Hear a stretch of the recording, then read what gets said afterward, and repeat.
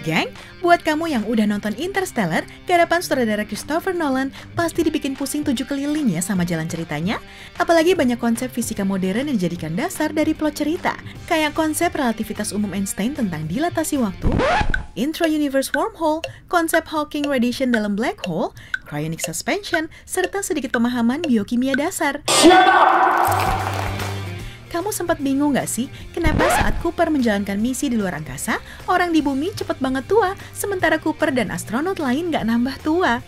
Ini lantaran prinsip 1 jam di planet Miller sama dengan 7 tahun di bumi, alias konsep dilatasi waktu, geng.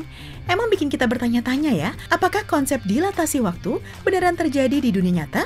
Kalau gitu berarti mesin waktu juga nyata dong ya? Kalau iya, apa buktinya? Sebelum membahas lebih dalam, gak ada salahnya kamu subscribe dulu channel kita. Kuhitung sampai 5 ya.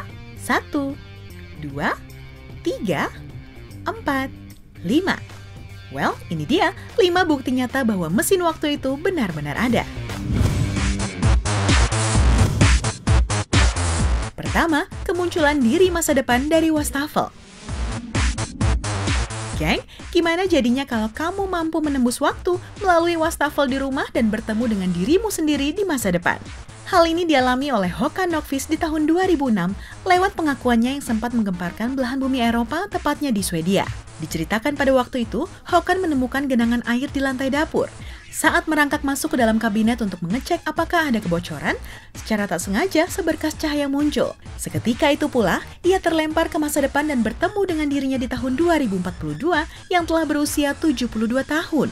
Dirasa tak akan ada satupun yang mempercayainya, Håkan lantas terpikir untuk mendokumentasikan kejadian ini ke dalam sebuah video pendek menggunakan kamera HP-nya. Rekaman ia dan dirinya di masa depan yang tengah berdiri berdampingan dijadikan bukti ke publik agar pengakuannya tak dianggap bualan belaka. Keduanya tampak sangat menikmati momen tersebut. Kejadian ini tak dibantah oleh seorang profesor fisika teoritis Hans Carlson. Dari sekian banyak teori tentang perjalanan waktu, paradoks kembar mungkin bisa jadi jawabannya. Di mana terdapat jalan pintas antara dua tempat di alam semesta.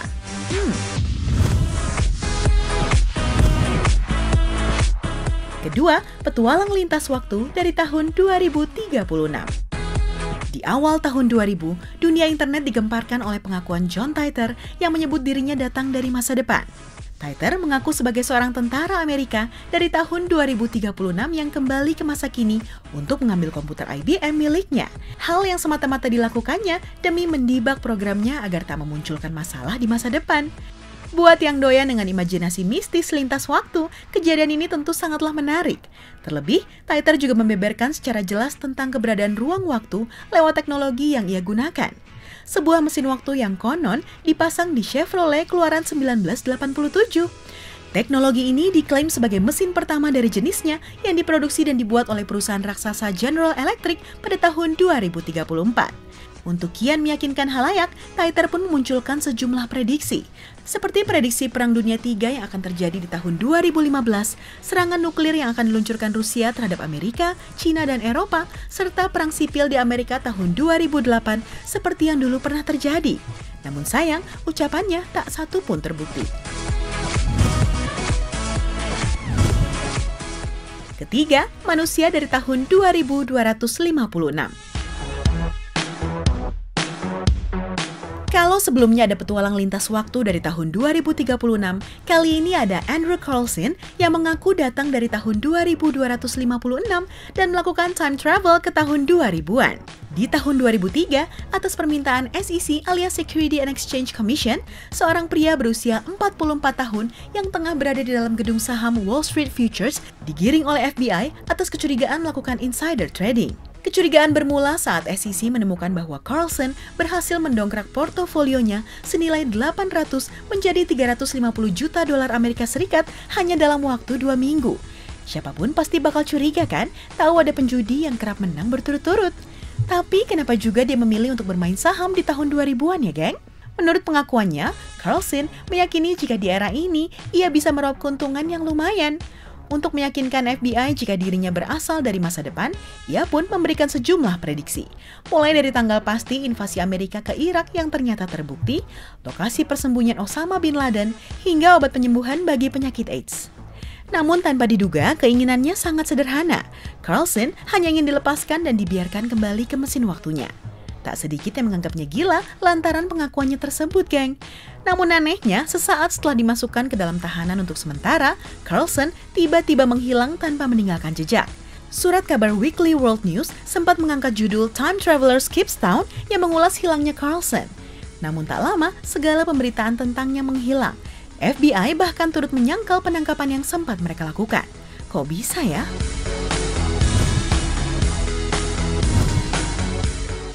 Keempat, wisatawan lintas waktu tertangkap kamera di tahun 1940. Gimana bisa seorang pria berpenampilan hippie nyempil di antara lusinan orang-orang bergaya era 40-an? Foto ini awalnya muncul di situs Virtual Museum of Canada, pusat penyimpanan online sejarah dan budaya Kanada. Seorang wisatawan lintas waktu secara tak sengaja terjepret kamera dalam acara pembukaan kembali South Fork Bridge pada awal tahun 1940-an di Goldbridge, BC, Kanada. Foto ini menjadi bagian dari pameran berjudul Their Past Lives Here dari Brelern Pioneer dan telah dipamerkan ke publik sejak tahun 2004. Dugaan sang wisatawan berasal dari masa depan muncul lantaran banyak yang menilai gaya pakaiannya tak sesuai dengan era tersebut. Kacamata hitam, t-shirt, sweater, serta kamera multi-zoom yang ditentengnya terlihat mencolok di antara yang lainnya. Beberapa bantahan menjelaskan jika pakaian yang dikenakannya boleh dibilang sangat wajar pada masa itu. Belum lagi kacamata yang konon udah ada di tahun 40-an dan pernah dipakai oleh Barbara Stanwyck dalam film Double Indemnity di tahun 1994, serta kamera jenis Kodak Folding Pocket yang diklaim udah ada sejak awal abad ke-20. Meski banyak yang masih meragukan kebenarannya, namun tak sedikit yang meyakini jika foto sang penjajah waktu ini bukan hasil rekayasa. Kamu percaya, geng? Terakhir, ponsel di film Charlie Chaplin. Di tahun 2010, seorang sutradara film independen dari Irlandia, George Clark, mengunggah sebuah rekaman yang berasal dari tahun 1928. Rekaman ini memperlihatkan seorang wanita tengah berbicara dengan menggunakan ponsel yang ditemukannya dari DVD film Charlie Chaplin berjudul The Circus. Namun adegannya sendiri bukanlah bagian dari film, melainkan adegan ekstra di dalam DVD yang menampilkan sekumpulan orang tengah menghadiri pemutaran perdana film di Men's Chinese Theater, Hollywood. Padahal kita tahu bersama bahwa di zaman tersebut jelas belum ada ponsel. Sang wanita tampak berhenti sesaat dan mulutnya bergerak seperti tengah berbicara. Clark telah memperlihatkan rekaman kepada lebih dari 100 orang ke festival film di Belfast, namun tak ada satupun yang mampu memberikan penjelasan yang memuaskan. Beberapa pula beranggapan jika bayangan hitam di dekat telapak tangannya adalah benda padat. Diduga sebuah alat bantu dengar yang berbentuk trompet yang juga dipakai oleh Raja Portugal di abad ke-19.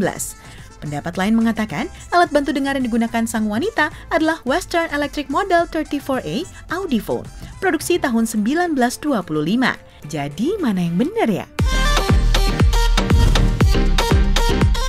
Well, itu dia 5 bukti nyata bahwa mesin waktu benar-benar ada. Terlepas dari benar atau tidak, biar waktu aja menjawabnya ya. Tinggalkan komentar kamu di bawah. Jangan lupa like, share, dan subscribe channel Jalan Tikus.